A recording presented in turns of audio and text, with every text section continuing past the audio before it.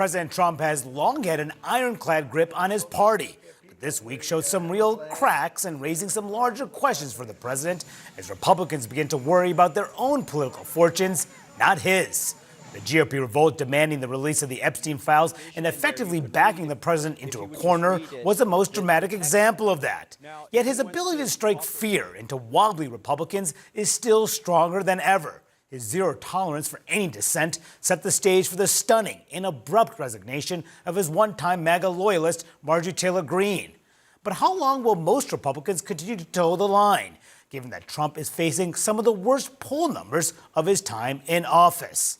Yet overnight, Trump continued to press a feud with Democrats that have left many in his party uncomfortable, as he renews demands for 6 Democrats to be jailed for urging members of the military to disobey unlawful orders. Let's break this all down with my excellent panel this morning. Anna Palmer of Punchbowl News, CNN's David Chalianen, and Sungmin Kim of the Associated Press. Good morning to you all. David Chalianen, I want to start with you to set the stage of where we are in Trump's presidency right now, because we are seeing numbers that are not good for the president, that have been very bad, which we'll get into in a second here. We saw what happened with Marjorie Taylor Greene, her abrupt resignation. We saw what happened with the Epstein files and these fractures within the party.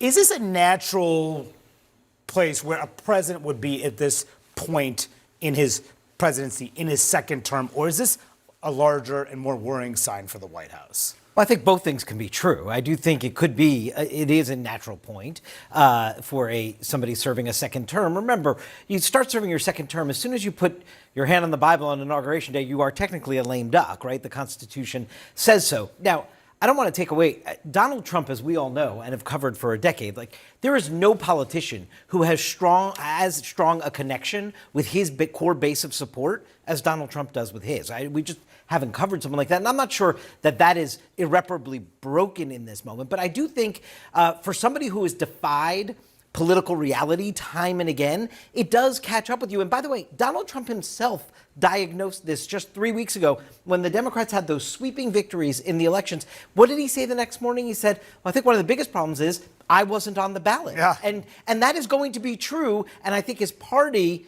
certainly the Epstein situation was a catalyst for this, and those election results have started having a conversation now about, he's not going to be on the ballot again. So what does this Republican coalition look like post-Trump? Yeah, it's such a good question. And the question is, how does the White House deal with this? Because we're seeing all these fractures, and this is just a handful of them. And just in recent days, everything from the Epstein files is pushed back within the Indiana state legislature over redistricting. The Republicans, were pushing them to change the Senate filibuster rules. They've said no to that. He's called on Democrats to be jailed, as he did last night. A lot of Republicans very uncomfortable with that. And then the news that's going to really dominate this week, this Russia-Ukraine peace plan that a lot of Republicans see as a total capitulation to Russia, and you're already hearing that from some of the more establishment Republicans. Sungmin, you cover the White House. Is there a fear that this lame duck, David's right, you're a lame duck the moment you put your hand on the oath of, when you take that oath of office on January 20th in your second term? Is there a fear that his grip is slipping in any way within the White House? I think you can look at the resignation of Marjorie Taylor Greene on Friday night as a sign that it's not. She specifically pointed to a potentially very bruising primary after having lost President Trump's support, which shows just how strong that political power is within the Republican Party. Now, for the broader electorate, for the midterms in 2026, that's certainly a different question. You're seeing the White House not only talk a lot about messaging and talking about his accomplishments in a more fulsome way. President Trump certainly pointed to that as a potential political problem, that you just need to kind of talk about his accomplishments more. But you do see how they're also slightly recalibrating their policies to address the big issue, the big issue right now, which is the affordability crisis and the cost of things. You saw them remove some tariffs from Brazilian goods this past week in an attempt to lower those costs, even though there wasn't a major fanfare when the president did that. So things are doing, without trying to say it, look like they're pivoting when they are pivoting. Exactly, because President Trump, again, fundamentally believes in tariffs. You're not going to bring him off that, but that to me showed me there is a need for some recalibration of these policies to make sure that the American consumers aren't being hurt. Yeah, and there's always this point where the party starts to freak out.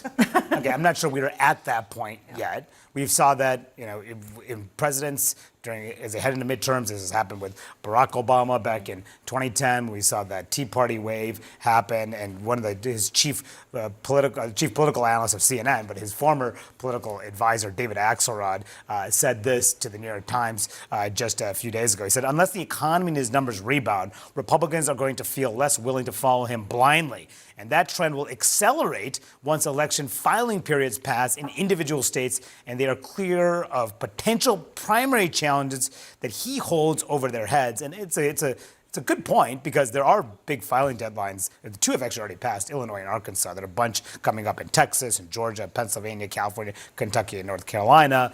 But there's always that moment where Republicans down ticket start to want nothing to do with the president. The problem is that this president demands loyalty at all costs. I mean, I think this is the challenge for Republicans is the fact that they're trying to figure out what they're going to run on, right? The one big beautiful bill did not do well in terms of message testing. They tried to recalibrate. I think they just came off the longest shutdown in U.S. history. And now Republicans are saying, what are we going to run on in 2026? And so that's why you're starting to see all this activity when it comes to potentially extending the Obamacare COVID subsidies and other things, because they are looking, at their future saying this is going to be a really challenging time, especially if the economy doesn't do really well, especially if inflation, if tariffs continue to actually hurt people back home.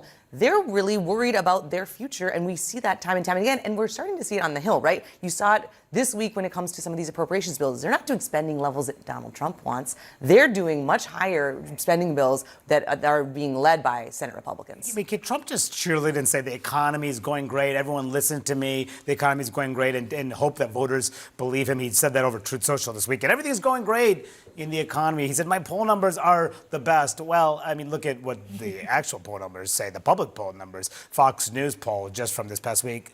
This is on the economy. Look how much it has changed for him, approve versus disapprove. He's lost he's got 5 points in the wrong direction on disapproval when it comes to the economy. That's from March to November. 61% of the American public, the registered voters in this poll, disapprove. And then you break down among his approval rating among subgroups. White voters, especially white working class voters, that is his base. He is down 7 points in terms of approval from March until now. And black voters, which he did much better with in the last cycle, he's now at 12% approval in this poll. David, what is your takeaway from that? Well, I think this was also reflected in the elections in New Jersey and Virginia, that we saw that some of the pieces of his coalition that proved so successfully put together for him just a year ago drifted away. You see Hispanics in that poll showing flat, but we saw them drift away in the elections. Independents had drifted away. So there are key pieces of his coalition that clearly have sort of reverted back to where they were before he put that together a year ago. I would just note, though, as you said, the piece about the economy, and can Donald Trump just say what isn't true for people's lived experience? I would argue that the administration itself broadly doesn't think he can, because we just heard J.D. Vance, his vice president this week, take a different message out in public than the president usually does. It wasn't, this isn't true, everything's fine. It was, we hear you. And it was a plea for patience that this will take some time. Convinced that the economy will get where it needs to go for the American people, but an acknowledgement from J.D. Vance that we don't usually hear from President Trump. Is this why when Trump had this, what many people are calling a love fest with Trump and Mamdani at the White House, is this why, because of the acknowledgement implicit that it is, that Trump realizes that he has to shift on this issue? Or is it just because Mamdani was being very nice to him? Well, it's also like Trump likes winners and Mamdani is a winner. I'm not sure it's more complicated than that. It did seem like before the press was brought in, they did have a very cordial meeting. I'm sure Mamdani, we were told that he had gotten some advice on how to handle these Oval Office meetings from his fellow New York counterparts who had been in these types of situations before.